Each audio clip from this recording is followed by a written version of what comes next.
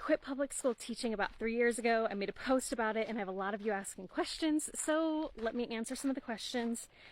This will probably be a multi-video series just because there's so many details and I want to answer the questions thoroughly. So first off, I want to note that for me personally, the way that God speaks to me is often through becoming uncomfortable.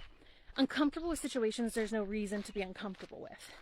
And this was true in 2019. So it was actually 3 years before I would resign that I started becoming very uncomfortable.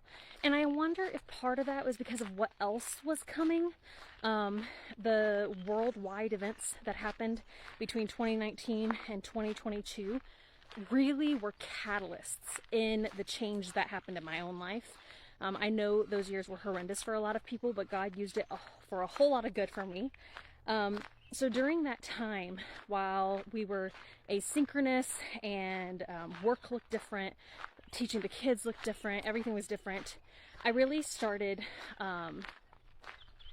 exploring, I guess, researching on my own time, trying different things. I actually found a couple different tutoring companies and I ended up tutoring online before school in the mornings for an Asian company. So I was teaching Asian children how to speak English and did that for a long time. And then I also ended up finding Outschool.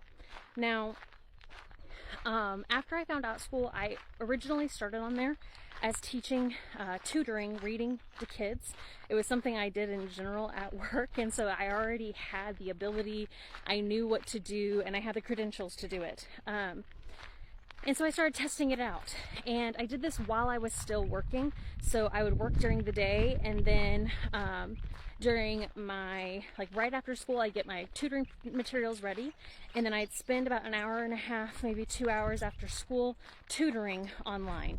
So it did extend my hours of work quite a lot, but I got a really good feel for the tutoring market, so to speak. And